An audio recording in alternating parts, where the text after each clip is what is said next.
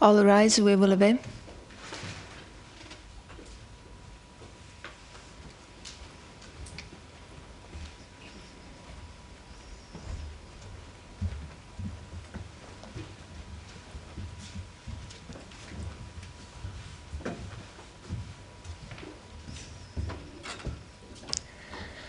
The International Criminal Tribunal for the former Yugoslavia is now in session. L'audience du Tribunal Pénal International pour l'ex-Yougoslavie est ouverte. Microphone, please, for the presiding judge.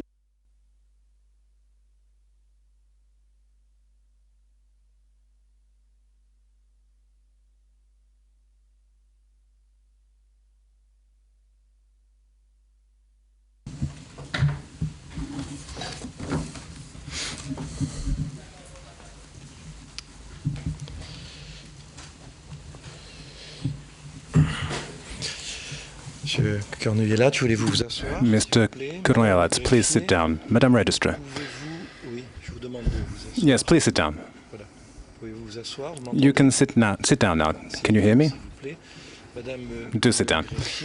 Madame Registrar, could you please call the case number? Yes, Your Honor. Good afternoon, Your Honors. This is the case number, IT 9725A. The prosecutor versus Milorad Kornuielats. Bien, est-ce que les parties Very well. Could the parties please introduce themselves? Could we have the appearances for the prosecution first of all, please? Your Honors, my name is Anthony Carmona. I appear on behalf of the prosecutor. Appearing with me is Ms. Noel Rashid and Ms. Helen Brady. Our case manager, in fact, is Ms. Lourdes Galicia. As a courtesy, I should indicate to you that our lead counsel, Mr. Christopher Staker, in fact, has since left the office of the prosecutor. Thank you very much. Bien. Merci. Very well, thank you. Could we have the appearances for the defense, please? Your Honors, good day. My name is Mihailo Bakrac, and I'm accompanied by my colleague, Miroslav Vasic. We represent the accused, Mr. Kornuielats. Bien, merci. À présent, est-ce que Very well, thank you. Can the interpreters hear me now? Pas de problème? No problems? Je ne les entends pas. I don't hear them. Interprétation, pas de problème. Bien. There are no problems for the booths. Very well, thank you. La chambre d'appel tient ce jour son The audience appeals, pour le prononcer the de son Kornuielats gré appeals judgment sur l'appel interjeté dans le cadre de l'affaire is holding its public hearing today to pronounce its judgment on the appeal in the case of the prosecutor versus Milorad Kornuielats. avril 2002. On the 12th of April 2002, Milorad Kornuielats filed a notice of appeal against the judgment rendered on the 15th of March 2002 by Trial Chamber 2, composed of judges David Hunt, Florence Mumba, and Luda Kun, Condamnant ce dit jugement sentencing Kornuielats à une peine unique de to a 7 single ans sentence of 7.5 years in prison. La chambre de première instance avait déclaré The trial chamber found Kornuielats guilty of persécution persecution as a crime against humanity, raison d'emprisonnement based upon imprisonment, living conditions, and beatings, both for his individual responsibility and as a superior. Elle l'avait condamné également pour actes inhumains For inhumane acts as a crime against humanity, based upon beatings as a superior. de traitement cruel, une violation Cruel de loi treatment as a violation of the laws or customs of war, avec sévices based en upon tant que beatings supérieur hiérarchique. as a superior. Et de traitement cruel, And cruel treatment as a violation of the laws or customs of war, based upon living conditions, individuel. for his individual responsibility. Milorad Kornuielats avait été Milorad acquitté des Kornuielats faits was suivants. acquitted of the following counts. Count 2, torture as a violation of the laws or customs of war. Count 4, torture as a crime against humanity. Chef 8, Count 8, murder as a violation of the laws or customs of war. Chef 10, Count 10, assassinat, murder crime as a contre crime l'humanité. against humanity. Chef 11, Count 11, emprisonnement, imprisonment crime as a crime contre against l'humanité. humanity. Chef 13, Count 13, actes inhumane inhumains, acts crime as a contre crime l'humanité, against en humanity, raison des based conditions de vie. upon living conditions. Le procureur a également interjeté On un the appel 15th of April 2002, the prosecutor also Il est appealed the à judgment, noter que and les it should be deux noted that the two ont fait parties appel appealed sur la the sentence. sentence. The appeals chamber will render its finding on each appeal presented under the understanding that this summary of the appeals judgment is in no way the authoritative version. In this respect, I would like to inform you that the written version will be postponed. It will be provided a few hours later. I would just like to point out that one of the parties had filed a request, a very late request, and this has resulted in the fact that the document will be provided to you at a later date, but towards the end of the day, I hope. The appeal of Milorad Krnoyelac. Aside from his ground of appeal relating to the sentence, Milorad Krnoyelac presented 5 grounds of appeal. Reference must first be made to the prosecutor's submission with regard to various factual issues that the errors alleged by the defense do not satisfy the standard of review on appeal provided for in the case law of the tribunal. The appeals chamber recalls that, as opposed to the procedures in force in certain national systems, the appeals procedure provided for under Article 25 of the Statute of the ICTY is corrective by nature and is not, therefore, an occasion for re-examination de novo. This system of appeal has consequences on the nature of the arguments that a party may legitimately present on appeal and on the general burden of proof which it must satisfy in order for the appeals chamber to intervene. With particular regard to the alleged errors of fact, a party alleging this type of error in support of an appeal against a conviction must provide proof, firstly, that the error was committed, and secondly, that this resulted in a miscarriage of justice. The appeals chamber regularly recalled that it does not amend lightly factual findings reached by the trial chamber. The appeals chamber emphasizes that its established case law sets out that if a party is not in a position to explain how an alleged error invalidates the decision, it must, as a general rule, refrain from appealing on that point. The appeals chamber considers that this principle applies to allegations of both legal and factual errors. Consequently, when a party's arguments have no chance of securing a reversal or review of the impugned decision, the appeals chamber may reject them as unlawful grounds from the outset and does not have to examine them on the merits.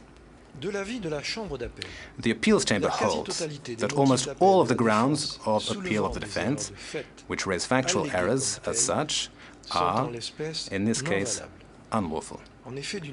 Generally, it emerges from the defense appeal brief that, with the exception of one ground of appeal and the ground relating to the sentence, it put forwards no argument demonstrating the unreasonable nature of the trial chamber's findings. It is, in fact, impossible for the appeals chamber to identify the error allegedly committed by the trial chamber. It appears that the defense only challenges the trial chamber's findings and suggests an alternative assessment of the evidence.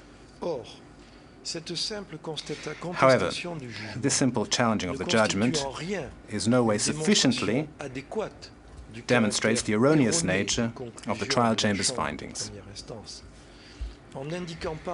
By not indicating how the trial chamber's assessment of the evidence cited is unreasonable and erroneous, the defense is not assuming the burden of proof associated with allegations of errors of fact. The appeals chamber examined the admissibility of each ground of appeal alleging errors of fact and found that the first, third, and fourth grounds of appeal of the defense were unlawful in view of the aforementioned standard of review. The defense satisfied the burden of proof for the fifth ground of appeal, which alleged an error of fact. The appeals chamber therefore examined the merits of the arguments relating to this ground. The second ground of appeal of the defense, alleging an error by the trial chamber on a point of law, was also examined by the appeals chamber. Cornuillat's second ground of appeal, which concerned aiding and abetting persecution, imprisonment and living conditions. This ground of appeal is divided into three main subgrounds. First subground, Cornuillat's acts or omissions and their significance for the commission of the crime of persecution on the basis of imprisonment and living conditions. Cornuillat states that the trial chamber committed an error of law when it found him guilty of aiding and abetting persecution on the basis of imprisonment of non-Serb civilian detainees and living conditions imposed on them without clarifying how he had contributed significantly to the commission of these crimes by their principal perpetrators. The appeals chamber examined the substance of this subground, firstly with regard to imprisonment and secondly with regard to the living conditions. The appeals chamber considered this subground as a challenge to the reasoning used for the actus reus of aiding and abetting. It recalled as an introductory point that the aider and abettor must, by his acts or omissions, have provided the principal perpetrator with practical assistance, encouragement or moral support, which had a substantial effect on the commission of the crime. With regard to imprisonment, the appeals chamber states that a reading of the judgment contradicts Cornuillat's assertion that the trial chamber did not specify acts or omissions by which he provided the principal perpetrators of the crime of persecution, based on the imprisonment of the non-Serb civilian detainees, practical assistance with encouragement or moral support, which had a substantial effect on the commission of the crime by those perpetrators. With regard to the living conditions, the appeals chamber stated that, contrary to Cornuillat's assertions, the trial chamber did characterize the omission underpinning his conviction as aider and abettor to those who inflicted inhumane living conditions on the non-Serb detainees. Second subground, Cornuillat's knowledge that through his acts or omissions he was contributing in a significant way to the underlying crimes committed by the principal perpetrators, persecution on the basis of imprisonment and living conditions, and Cornuillat's knowledge of the discriminatory intent of the perpetrators. Contrary to the previous subground, this subground concerns the mens rea and not the actus reus of aiding and abetting persecution. Despite the allegations put forward by the defense, the appeals chamber considered that this subground alleged, in substance, an error of fact rather than an error of law. The appeals chamber also examined, firstly, Cornuillat's allegations relating to imprisonment, and secondly, those relating to the living conditions. With regard to the two allegations, the appeals chamber indicated that Cornuillat did not demonstrate how the factual findings in question were unreasonable. The appeals chamber thus rejects the first claim of the second subground. Third subground, the mens rea of the aider and abettor to an act of persecution. This error of law, alleged by Cornuillat, raises the question of knowing whether, in establishing the mens rea of the aider and abettor to persecution, it suffices to demonstrate that the person concerned voluntarily provided the principal perpetrator with his practical insistence or encouragement, knowing that the principal had a discriminatory intent, or whether it is also necessary to demonstrate that the aider and abettor was also driven by such intent. The appeals chamber holds that the aider and abettor to persecution, a crime with special intent, must not only have knowledge of the crime whose perpetration he is facilitating, but must also be aware of the discriminatory intent of the perpetrators of the crime. He must not necessarily share that intent, but must be aware of the discriminatory context in which the crime is to be committed, and know that his support or encouragement is to have a substantial effect on its commission. The appeals chamber points out that this is the very criterion applied by the trial chamber in the case in point, in paragraphs 489 and 490 of the judgment. Consequently, the second ground of appeal of the defense has been rejected. I will now turn to the Cornouillat's fifth ground of appeal, which concerns superior responsibility for beatings inflicted on detainees. Cornouillat maintains that the trial chamber erred in finding him guilty as superior, pursuant to Article 7.3 of the statute, of inhumane acts and cruel treatment on the basis of beatings. He asserts that the trial chamber erroneously concluded that he was aware that beatings were being inflicted on the detainees. Cornouillat challenges three main pieces of evidence on which the trial chamber relied in determining whether he had the requisite knowledge. The appeals chamber did not consider the arguments presented by Cornouillat in support of this ground of appeal to be convincing. It therefore rejected the arguments relating to this ground of appeal as lacking in merit. The fifth ground of appeal is therefore rejected. We shall now address the appeal of the prosecutor. The prosecutor presented 7 grounds of appeal. The appeals chamber will set out its findings relating to each ground of appeal. First ground of appeal. The trial chamber erred in law in defining the responsibility arising from participation in a joint criminal enterprise and in applying this definition to the facts of the case.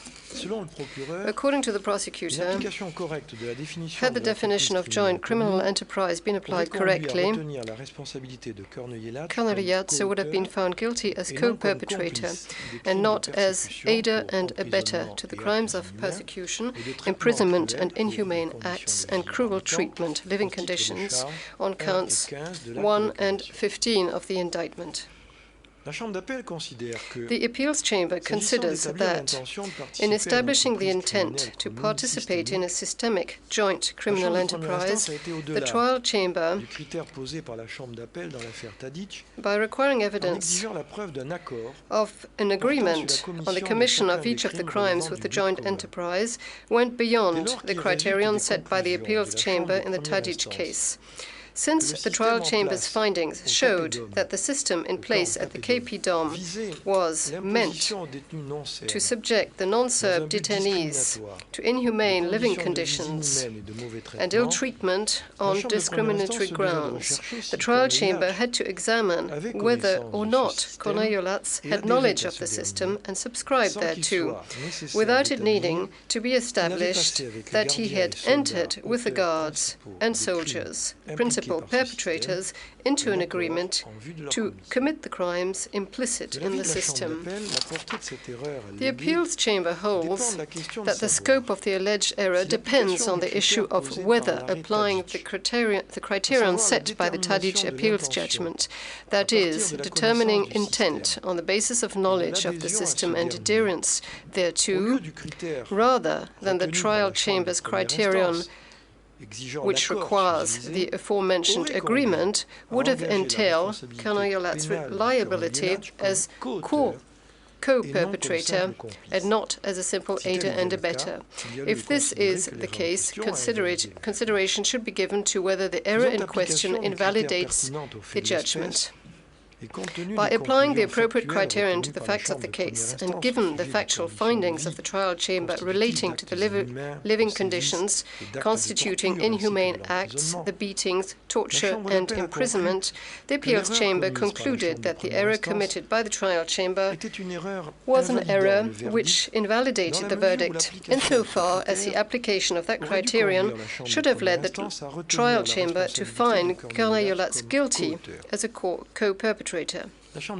The appeals chamber considers that the error of law committed by the trial chamber was such as to invalidate the judgment. Consequently, the appeals chamber finds Kornejevac guilty as co-perpetrator under counts 1 and 5 for the crimes of persecution, imprisonment and inhumane acts, and cruel treatment on the basis of living conditions imposed, and this as guilty as co-perpetrator. Moreover, the prosecutor criticizes the trial chamber for partitioning the forms of conduct, which she believed constituted part of a system, according to the different categories of crimes underpinning the persecution charge. The appeals chamber holds, firstly, that all and referring to the concentration camps of the Second World War, the appeals chamber holds, firstly, that although the second category could be defined by the Tadić appeals judgment, hereinafter systemic case, clearly draws on the Second World War extermination concentration camp cases. It can be applied to other cases, in particular to the serious violations of international humanitarian law committed in the territory of the former Yugoslavia since 1991.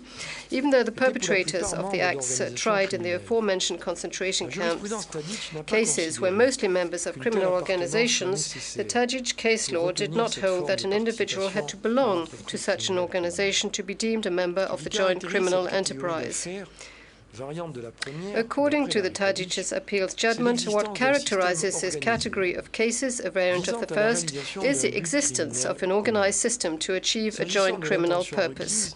For the requisite intent to be constituted, the accused must have had personal knowledge of the system in question, whether proved by express testimony or inferred from the accused's position of authority, and the intent to further that concerted system. The prosecutor could then rely on this form of joint criminal enterprise.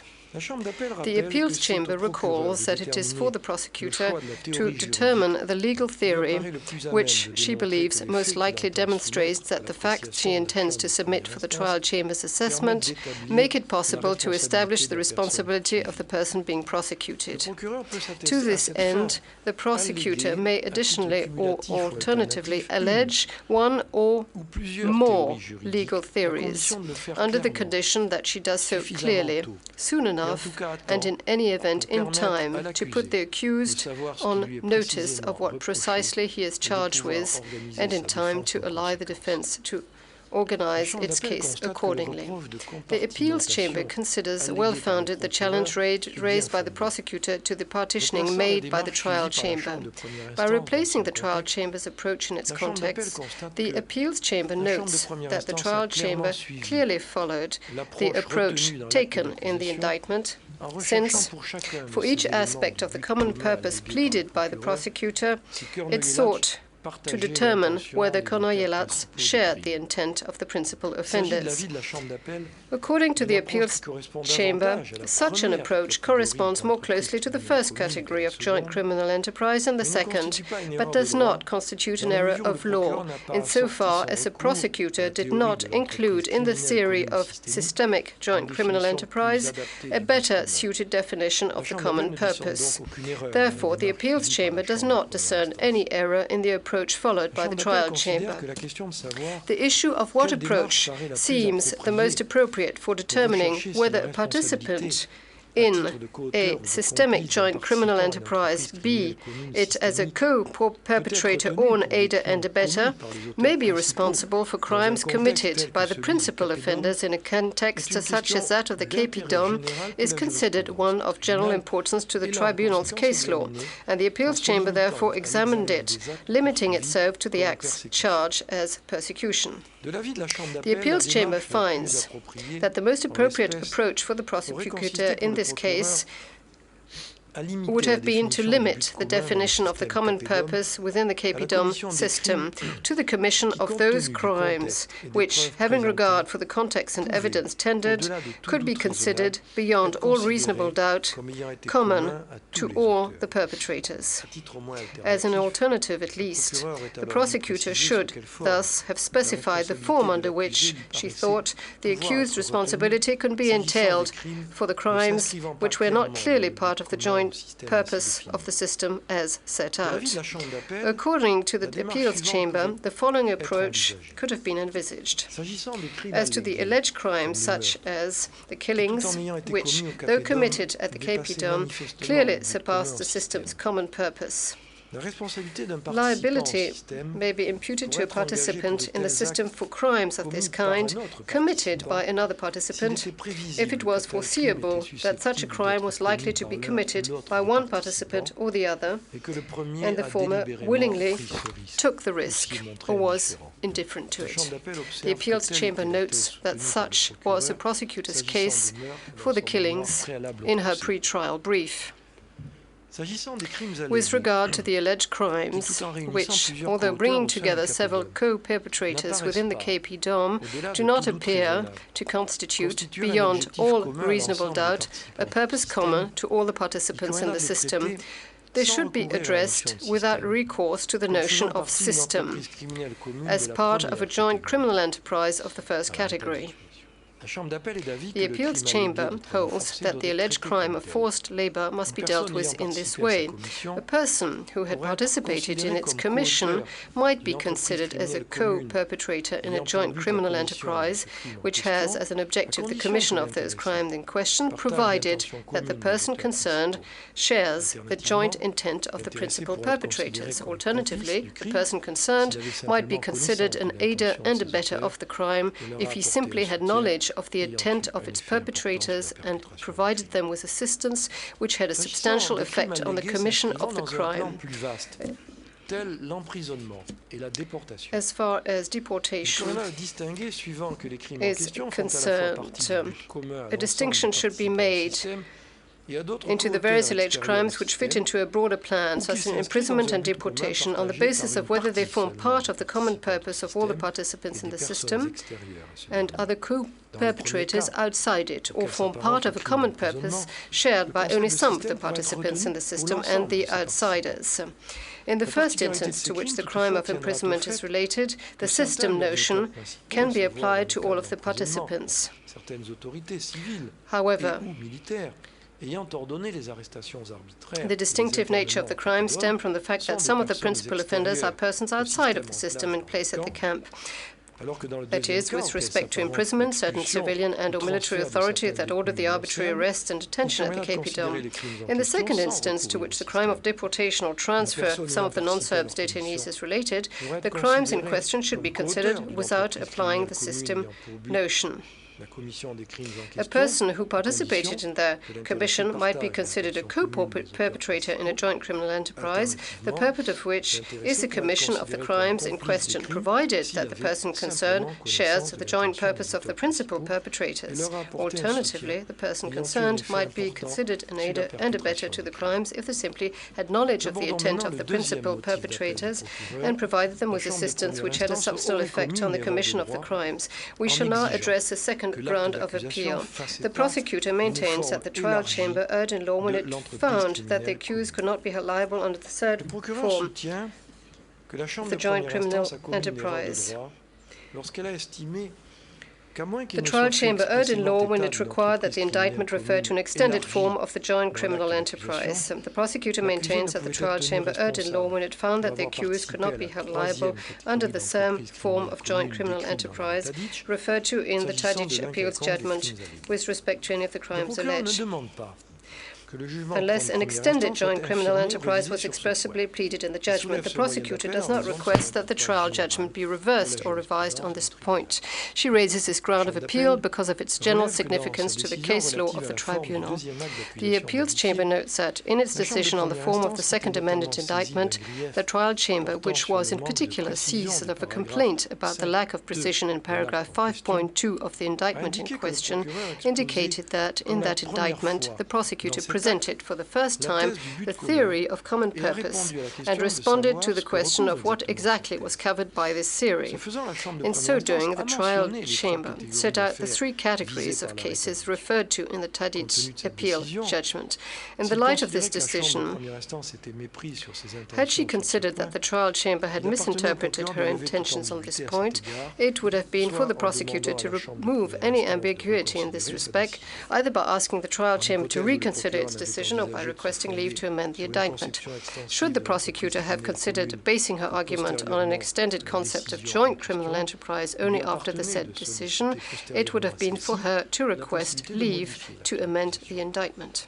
The appeals chamber notes that the trial chamber judgment shows that the chamber concluded as it did precisely because the prosecutor did not amend the indictment, after the trial chamber held without ambiguity that the second amended indictment did not consider an extended form of joint criminal enterprise. In view of these circumstances, the trial chamber considered that in the exercise of its discretion, it would be unfair to the accused to allow the prosecutor to rely on an extended concept of joint criminal enterprise in order to establish his responsibility.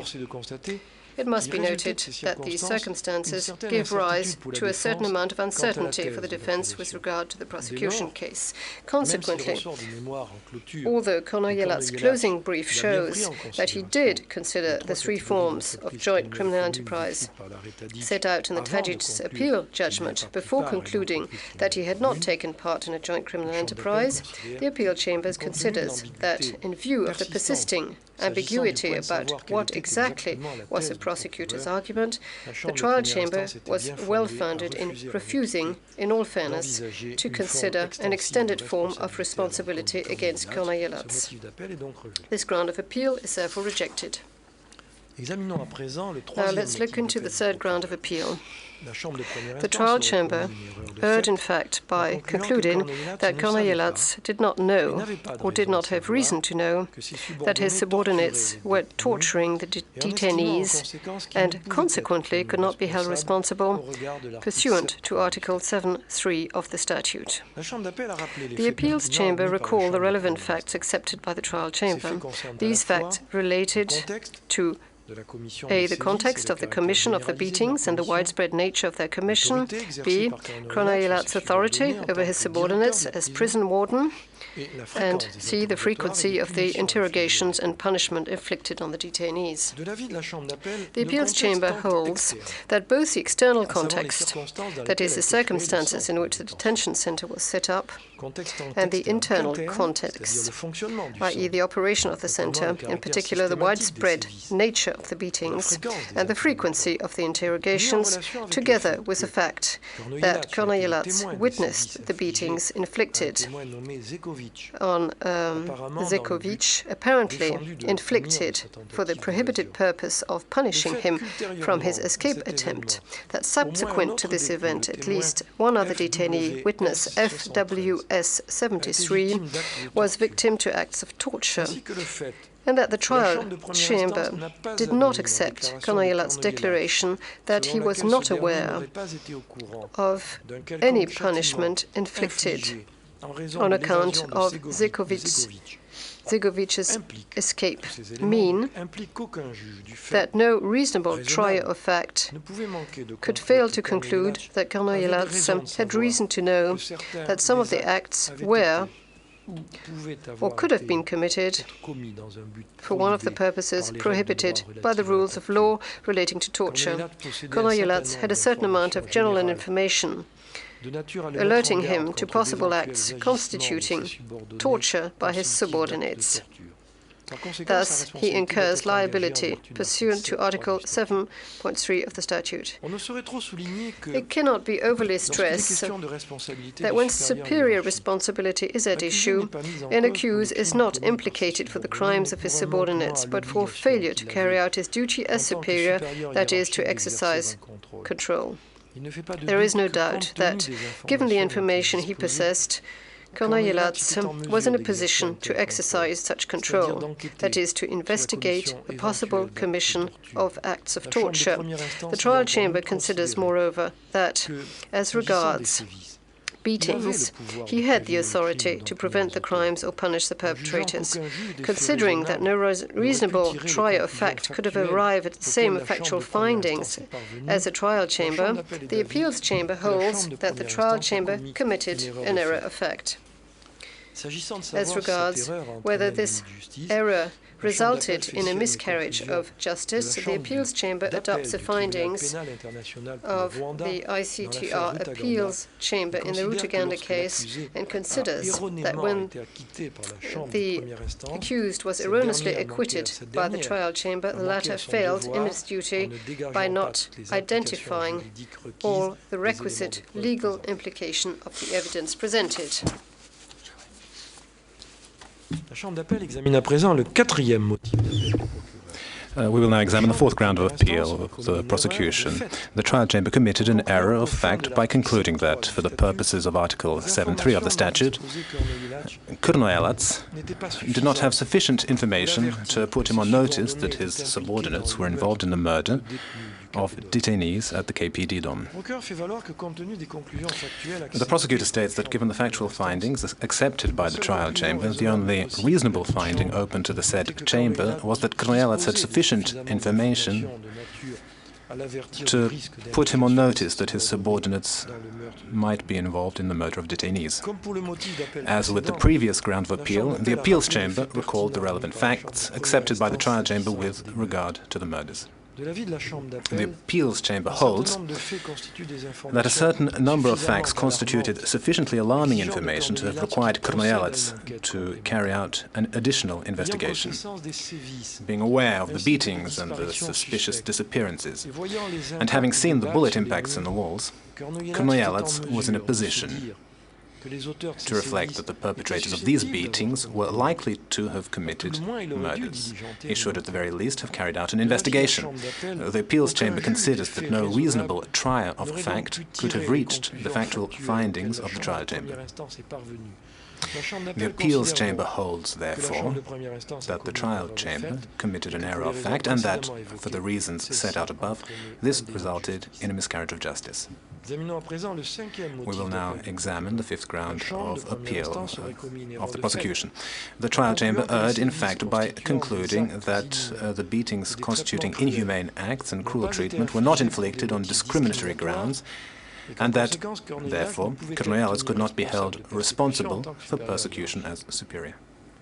The prosecutor submits that the trial chamber erred in concluding that the beatings constituting inhumane acts and cruel treatment inflicted by the guards on detainees at the KP Dom were not carried out on discriminatory grounds, and that they did not therefore constitute persecution for which Krnoyelac could be responsible under Article 7.3 of the statute.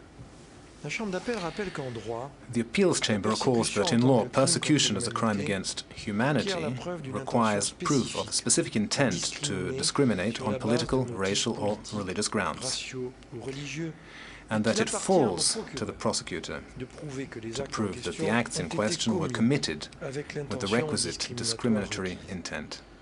The appeals chamber does not consider that the discriminatory intent of the beatings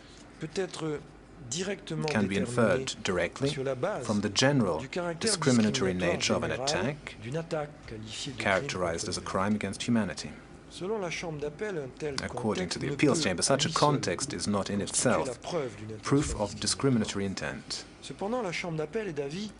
The appeals chamber does hold, however, that discriminatory intent may be inferred from such a context, provided that, with respect to the facts of the case, there are circumstances surrounding the commission of the acts charged which confirm the existence of such intent. These circumstances may include, for example, the functioning of the prison, in particular the systematic nature of the crimes committed against a racial or religious group, or the general attitude of the alleged perpetrator of the offense through his behavior. In this case, the trial chamber indicated that the, and I quote, detention of non-Serbs in the KP Dom and the acts or omissions which took place therein were clearly related to the widespread and systematic attack against the non-Serb civilian population in the Foča municipality. End of quote. The appeals chamber holds that one can infer from this finding that the treatment inflicted on the non-Serb detainees is the result of the aforesaid discriminatory policy, which was the cause of their detention. There still need to be circumstances surrounding the commission of the Act's charge, which confirm this initial inference. In this case, it emerges from the trial chamber's findings that, in reality, only the non-Serb detainees were beaten. The appeals chamber holds that the difference in the treatment of the Serb and non-Serb detainees cannot reasonably be attributed to the guards' random assignment. This finding confirms the aforesaid inference. Thus, the appeals chamber considers that the only reasonable finding to be made, on the basis of the relevant facts accepted by the trial chamber, was that the beatings were inflicted on the non-Serb detainees for political or religious reasons, and that, consequently, these unlawful acts were committed with the requisite discriminatory intent. The appeals chamber considers that, assuming that the blows inflicted on the non-Serb detainees were meted out to punish them for violation of the rules, the choice of that punishment, if inflicted only on non-Serb detainees, arose from a wish to discriminate against them on religious or political grounds. The prosecutor maintains that Krnojelec should be found guilty of persecution under Article 7.3 of the statute. The appeals chamber recalls that the trial chamber acknowledged that Krnojelec freely accepted the position in full knowledge of the fact that non-Serb civilians were being unlawfully detained at the KP Dom on the basis of their ethnicity. Furthermore, Krnojelec accepted that he knew that the non-Serbs were being detained precisely because they were non-Serbs, and that none of the procedures in place for legally detained persons were followed at the KP Dom. The trial chamber acknowledged that Krnojelec knew that Muslim detainees were being beaten and generally mistreated. He, and I quote, I'm quoting from the judgment, he knew about the conditions of the non-Serb detainees, the beatings and other mistreatment to which they were subjected while being detained at the KP Dom, and he knew that the mistreatment which occurred at the KP Dom was part of the attack upon the non-Serb population of Foča town and municipality. In view of all the elements set out above, the appeals chamber considers that Krnojelec, who, as prison warden, retained authority over all detainees in the KP Dom, had sufficient information to put him on notice that inhumane acts and cruel treatment were being inflicted on the non-Serb detainees on political or religious grounds. The appeals chamber concludes, therefore, that the trial chamber committed an error of fact, which resulted in a miscarriage of justice. We will now turn to the prosecution's sixth ground of appeal. The trial chamber erred by acquitting Krnojelec on account of persecutions based on forced labor. In support of this ground of appeal, the prosecutor submitted that the trial chamber erred by finding that there was insufficient evidence to establish the involuntary nature of the labor. She maintained that, in applying the legal test for involuntariness to the facts, the trial chamber erroneously determined, for 8 detainees, that the evidence produced was insufficient to conclude that they had been forced to work. Here again, the appeals chamber has summed up the relevant facts accepted by the trial chamber. We will not go over them again, you will find them in the written judgment. The appeals chamber repeats that the living conditions at the KP Dom were clearly deplorable. Of the facts previously summed up, some are especially significant and must be emphasized. The trial chamber concluded that within the KP Dom there was a deliberate policy to feed the non-Serb detainees barely enough for their survival. All non-Serb detainees suffered considerable weight loss ranging from 20 to 40 kilograms during their detention at the KP Dom. Additionally, the non-Serb detainees were locked up in their rooms for most of the day, being allowed out only to go to the canteen. Some, however, were taken out to work, knowing that they would receive additional and much-needed food if they did. Finally, the non-Serb detainees were subjected to harrowing psychological abuse during their period of detention at the KP Dom. The detainees were exposed to the sounds of people being beaten and tortured over a period of months, in particular in June and July 1992. And they constantly feared that they would be the next to be selected. The appeals chamber considers that in view of the particular detention conditions of the non-Serb detainees at the KP Dom, a reasonable trier of fact should have reached the conclusion that the detainees' general situation negated any possibility of free consent. The appeals chamber is satisfied that the detainees worked in order to avoid being beaten or in the hope of obtaining additional food. Those who refused to work did so out of fear, given the disappearance of detainees who had gone outside the KP Dom. The climate of fear made it impossible to express free consent. A detainee cannot be expected to raise an objection. Nor can it be held that for forced labor to be established, a person in a position of authority must threaten to punish a detainee if he refuses to work. The fact that a detainee may have objected is irrelevant if the possibility of objecting is not a real option.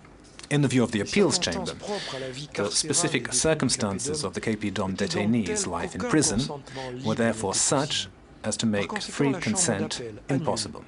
Consequently, the appeals chamber sets aside the trial chamber's findings in respect of witnesses FWS 249, FWS 144, Rasim Taranin, FWS 66, FWS 198, Ekrem Zekovic, Muhammad Lisica, and FWS 71, and reaches the conclusion that these witnesses were forced to work. The prosecutor, secondly, contended that if forced labor were to be established, the trial chamber's findings were sufficient to warrant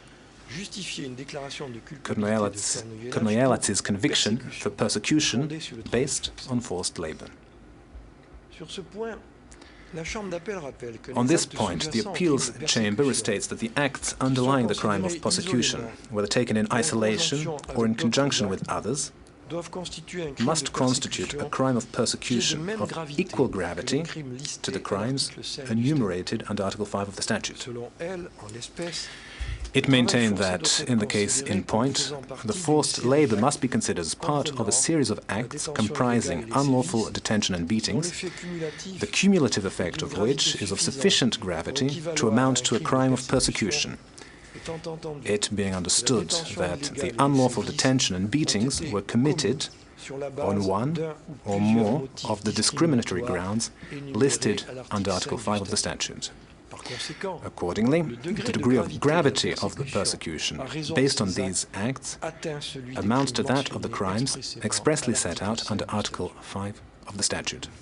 The appeals chamber has previously recalled that in this instance the trial chamber indicated, and I quote, that the detention of non-Serbs in the KP Dom and the acts or omissions which took place therein were clearly related to the widespread and systematic attack against the non-Serb civilian population in Foča municipality. The appeals chamber had also previously pointed out that it could be inferred from this backdrop that the treatment meted out upon the non-Serb detainees was the result of the aforementioned discriminatory policy which led to their detention, on the condition that, as regards the facts of the case, there were circumstances surrounding the commission of the acts of forced labor which confirm the existence of such intent. In the view of the appeals chamber, there is no doubt that, in this instance, the non-Serb prisoners were detained and forced to work on account of their ethnicity. The trial chamber understood that, and I quote, the few Serb convicts who were detained at the KP Dom were kept in a different part of the building from the non-Serbs. They were not mistreated like the non-Serb detainees. The quality and quantity of their food was somewhat better, sometimes including additional servings. They were not beaten or otherwise abused. They were not locked up in their rooms. They were released once they had served their time. They had access to hygienic facilities and enjoyed other benefits which were denied to non-Serb detainees. End of quote from the judgment.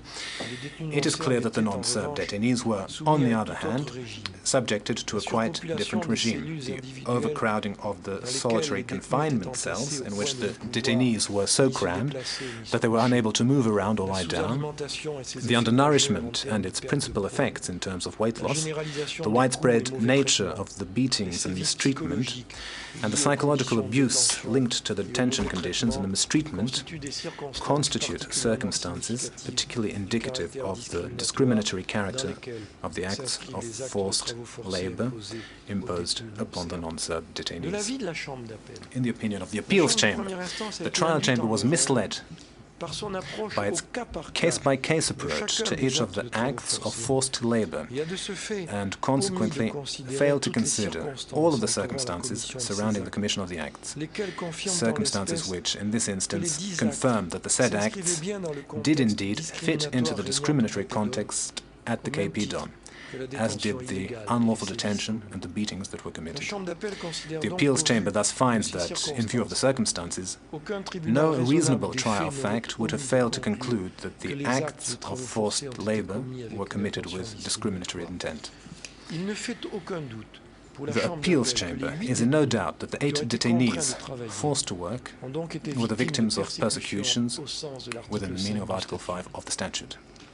With the persecution based on forced labor established, the appeals chamber next considered Krnojelac's responsibility for these crimes.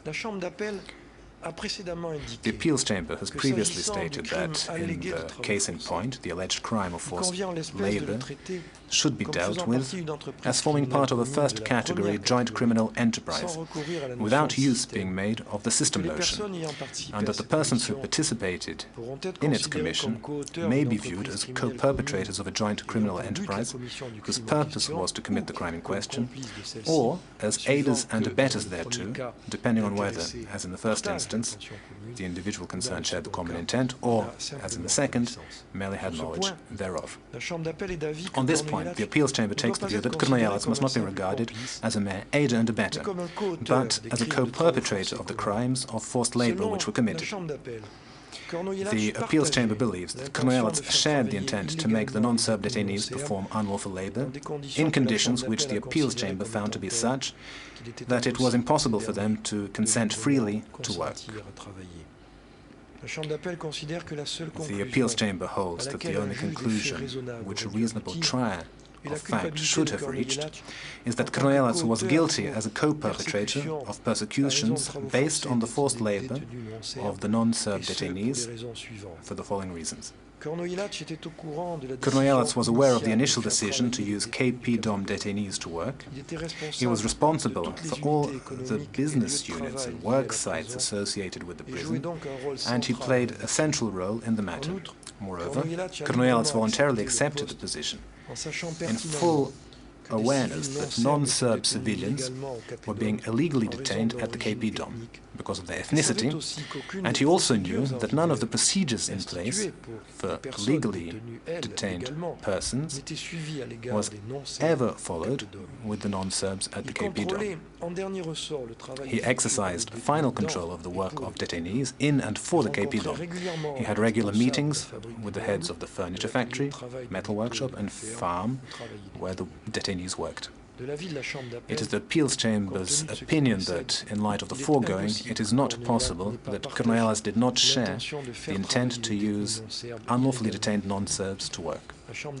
The appeals chamber therefore finds that the trial chamber's decision to acquit Krnojelac of the crime of persecution based on forced labor must be reversed, and that, on the basis of Article 7.1 of the statute, Krnojelac must be convicted of persecution based on forced labor as a co-perpetrator of the joint criminal enterprise whose purpose was to persecute the non-Serb detainees by exploiting their forced labor. The appeals chamber will now turn to the 7th ground of appeal. The trial chamber erred by acquitting Krnojelac on the count of persecutions, deportation. This ground of appeal concerns the trial chamber's findings on the first count of the indictment. Persecutions based on, quote, deportation and expulsion, unquote. The quotes are particularly important.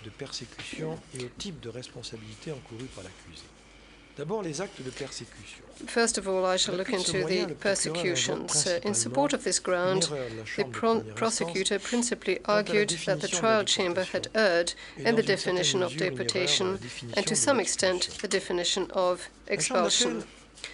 The appeals chamber does not believe that, in the circumstances of this case, the main issue is the definition of these terms. The appeals chamber emphasizes that, as regards the indictment submitted by the prosecutor, the subject of the discussions before the trial chamber was persecution. And the appeals chamber therefore holds that two issues arise out of the prosecutor's submissions. A, whether the trial chamber correctly construed the allegations of persecution in the indictment, and B, whether the acts of displacement admitted by the chamber are such as to possibly constitute crimes underlying persecutions. In the indictment, Kornojelac is charged with persecutions, punishable under Article 5H of the statute for acts of deportation and expulsion. He is not separately charged with deportation as a crime against humanity. The appeals chamber is of the view that while the wording used in the indictment was not best suited, it did not contain any ambiguity as to the fact that Kornojelac was being prosecuted for having perpetrated the crime of persecution by means of forcible displacements within and across the borders of Bosnia and Herzegovina. The appeals chamber is of the view that there is no need to rule on the definition the trial chamber gave to the terms deportation and expulsion, either for the purposes of setting aside or upholding that definition. The issue raised in this instance was whether the alleged acts of forcible displacement could constitute a crime of persecution, assuming that they were committed with discriminatory intent. The appeals chamber notes that the terms deportation and expulsion under paragraph 5(2)(f) of the indictment were clearly used by the prosecutor as a generic term embracing all the forms of conduct alleged in this instance to underlie the crime of persecution. No reference was made in the indictment to deportation under Article 5D of the statute. As such, there is no need to define a term which does not appear in the provision on which the indictment relies. The appeals chamber holds that the trial chamber was bound to make a ruling on the material facts alleged and to assess whether these acts constituted persecutions within the meaning of Article 5H of the statute. The appeals chamber has examined which acts of displacement may constitute persecutions when perpetrated with the requisite discriminatory intent, and whether the acts alleged by the prosecutor were indeed such as to constitute acts underlying the crime of persecution. The appeals chamber considers that the acts of forcible displacement underlying the crime of persecutions punishable under Article 5H of the statute are not restricted to displacement across a national border. The appeals chamber believes that the crime of persecutions may take various forms. It may be one of the other acts constitutive of crimes under Article 5 of the statute, or one of the acts constitutive of crimes under the other articles of the statute. In order for it to be possible for these acts to be viewed as underlying the crime of persecution, they must separately or cumulatively be committed with discriminatory intent and constitute a crime of persecution of equal gravity to the other crimes under Article 5 of the statute. The appeals chamber concludes that displacements within a country or across a national border committed on grounds not authorized by international law are crimes punishable in customary international law, and that such acts, if committed with the requisite discriminatory intent, do constitute the crime of persecution under Article 5H of the statute. The appeals chamber holds that the facts found by the trial chamber fall into the category of displacements, which may constitute persecutions. The appeals chamber notes that by failing to determine whether the alleged acts of forcible displacement constituted persecutions, the trial chamber committed an error of law which renders its decision void. The prosecutor contended that the trial chamber made an error of fact when it held that the 35 non-Serb detainees from the KP Dom taken across the border to Montenegro freely chose to be exchanged. She submitted that the trial chamber was mistaken in not taking account of the regime of coercion to which the KP Dom detainees were subjected. The appeals chamber observes that the living conditions at the KP Dom subjected the non-Serbs detainees to a coercive prison regime which was such that they were unable to make a true choice. The appeals chamber accordingly concludes that the 35 detainees were subjected to duress and that the trial chamber was mistaken in finding that they had freely chosen to be exchanged.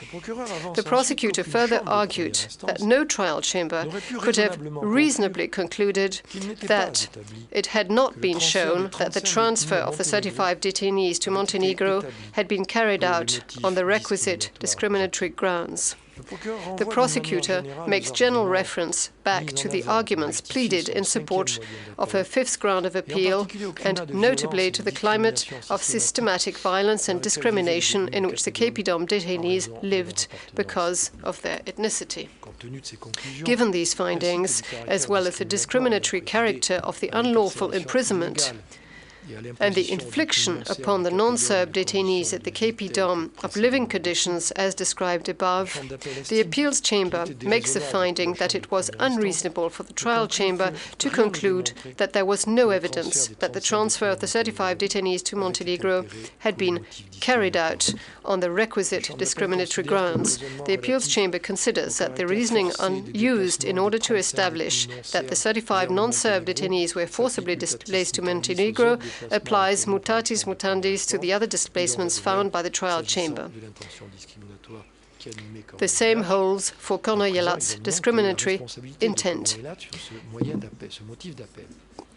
Now we shall now look at Kornojelat's responsibility. The prosecutor maintained that the trial chamber erred when it held that Kornojelat was not responsible for the displacement of detainees within Bosnia and Herzegovina, with which he was charged under count 1, persecution, and that the acquittal should be reversed. In addition, she contended that the trial chamber erred by finding Kornojelat not guilty, pursuant to Article 7.1 of the statute, of the transfer of the 35 non-Serb detainees to Montenegro and of other non-Serb detainees to other locations in Bosnia and Herzegovina.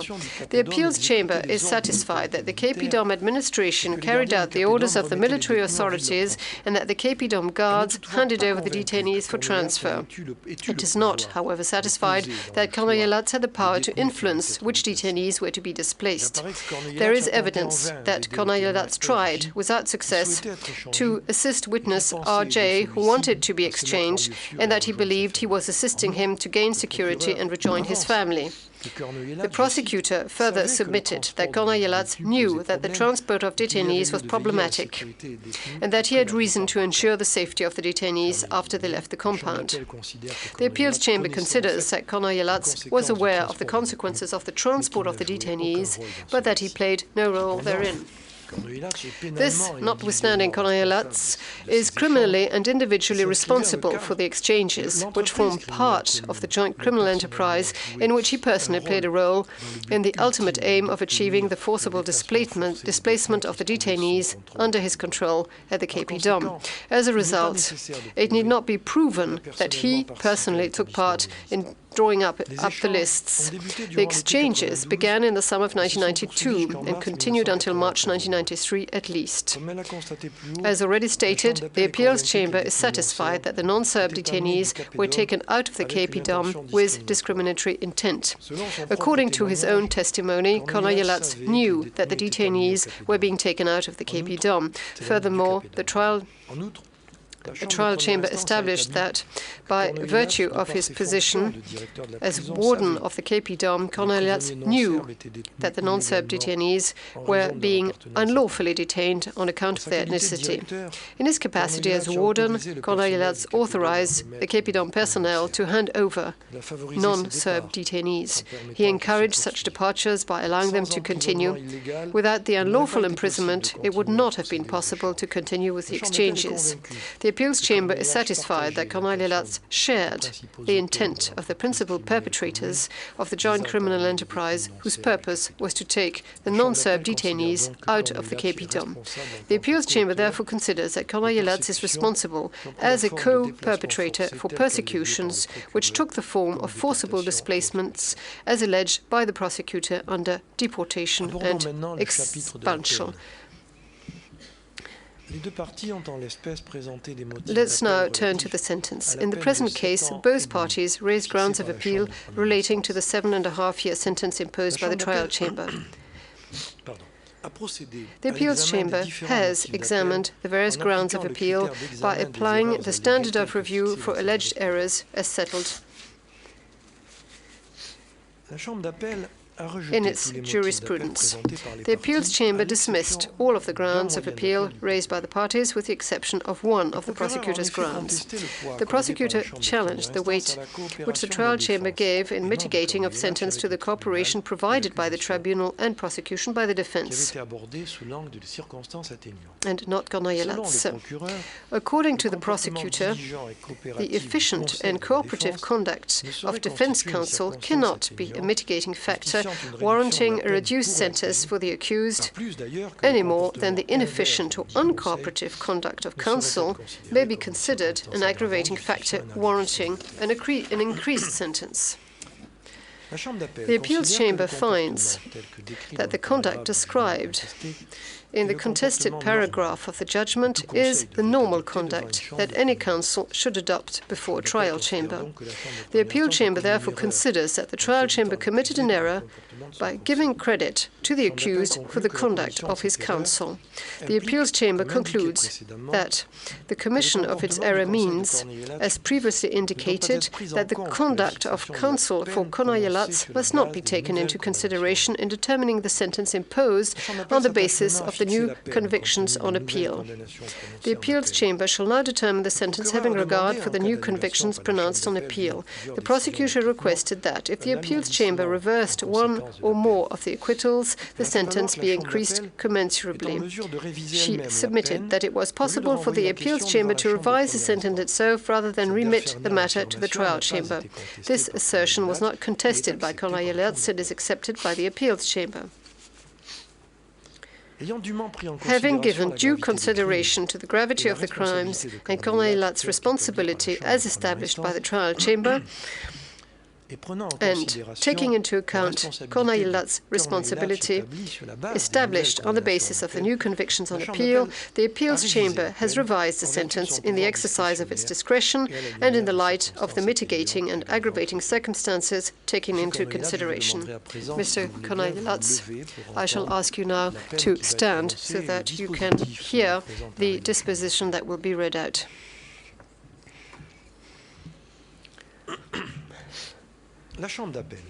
The appeals chamber, pursuant to Article 25 of the statutes and Rules 117 and 118 of the rules, noting the respective written submissions of the parties and the arguments they presented at the hearing of the 14th and 15th of May 2003, sitting in open session, allows the prosecutor's first ground of appeal and sets aside Corneille-Latz's convictions as an aider and abettor to the persecutions, crime against humanity, for imprisonment and inhumane acts, and cruel treatment, violations of the laws or customs of war for the living conditions imposed under counts 1 and 15 of the indictment pursuant to Article 7.1 of the statute, allows the prosecutor's third ground of appeal and reverses Corneille-Latz's acquittal on counts 2 and 4 of the indictment, torture as a crime against humanity, and violations of the law or customs of war pursuant to Article 7.3 of the statute, allows the prosecutor's fourth ground of appeal and reverses Corneille-Latz's acquittal on counts 8 and 10 of the indictment, murder as a crime against humanity and murder as a violation of the laws or customs of war pursuant to Article 7.3 of the statute, allows the prosecutor's fifth ground of appeal for the revision of Kornelia Latz's conviction on count 1 of the indictment, persecution as a crime against humanity, pursuant to Article 7.3 of the statute, so that it encompasses a number of beatings, allows the prosecutor's sixth ground of appeal and reverses Kornelia Latz's acquittal on count 1 of the indictment, persecution as a crime against humanity, based on the forced labor imposed upon the non-Serb detainees, allows the prosecutor's seventh ground of appeal and reverses Kornelia Latz's acquittal on count 1 of the indictment, persecution as a crime against humanity, based on the deportation and expulsion of non-Serb detainees, dismisses the prosecutor's second ground of appeal on the form of the indictment, dismisses all of the grounds of appeal raised by Kornelia Latz, finds Kornelia Latz guilty of counts 1 and 15 of the indictment as a co-perpetrator of persecution, a crime against humanity, imprisonment and inhumane acts, and of cruel treatment, a violation of the laws or customs of war for the living conditions imposed pursuant to Article 7.1 of the statute, finds Kornelia Latz guilty of counts 2 and 4 of the indictment, torture as a crime against humanity and violations of the law or customs of war pursuant to Article 7.3 of the statute, based on the following facts: paragraph 5.21 for FWS 73, paragraph 5.23, except for FW 303, paragraph 5.27 for Nurko Nisic and Zulfu Vez, 5.28 and 5.29 for Aziz Sahinovic of the indictment, and facts described under points B4, B14, B22, B31, B52, and B57 of the list C of the indictment. Finds Kornelia Latz guilty of counts 8 and 10 of the indictment, murder as a crime against humanity, and murder as violations of the laws or customs of war, pursuant to Article 7.3 of the statute. Revises Kornelia Latz's conviction under count 1 of the indictment, persecutions as a crime against humanity, pursuant to Article 7.3, so that it encompasses the beatings described in paragraph 5.9, 5.16, 5.18, 5.20, 5.21 for FWS 110, FWS 144, Mohamed Lisica and several other unidentified detainees, 5.27 for Salim Bicho and 5.29 for Haida Cemal, Enes Uzunovic, and Elvedin Cedic of the indictment, and in the facts corresponding to numbers A2, A7, A10, A12, B15, B17, B18, B19, B20, B21, B25, B26, B28, B30, B33, B34, B37, B45, B46, B48, B51 and B59 of list C of the indictment. Finds Kornelia Latz guilty of count 1 of the indictment as a co-perpetrator of the crime against humanity of persecutions, forced labor, deportation and expulsion, pursuant to Article 7.1 of the statute. Sets aside all of the convictions entered under count 5 of the indictment, inhumane acts as crimes against humanity, pursuant to Article 7.3 of the statute, and the convictions entered under count 7 of the indictment, cruel treatment as a violation of the laws or customs of war, pursuant to Article 7.3 of the statutes, based on the following facts: paragraph 5.21 for FWS 73, 5.23, 5.27 for Nurko Nisic and Zulfu Vez, 5.28 and 5.29 for Aziz Sahinovic of the indictment, and facts described under points B4, B14, B22, B31, B52, and B57 of list C of the indictment. Dismisses the sentencing appeals entered by Kornelia Latz and the prosecutor, with the exception of the ground of appeal allowed in paragraph 262 of this judgment, and determines a new sentence having regard for Colonel Ilat's responsibility established on the basis of the new convictions on appeal and in the exercise of its discretion, sentences Colonel Ilat to 15 years imprisonment to run as of this day, subject to credit being given under Rule 101C of the rules for the period Colonel Ilat has already spent in detention, that is, from the 15th of June 1998 to the present day. This appeals judgment has been drafted in English and in French, the English being authoritative in the presence of Judge Mohamed Chaboudine. Judges Mehmet Gune and Judge Kamel Ajus and I, and myself, I would like to state that Judges Chaboudine have, the judges Schomburg and Chaboudine each append a separate opinion to the appeal judgment done this 17th day of September 2003 at The Hague.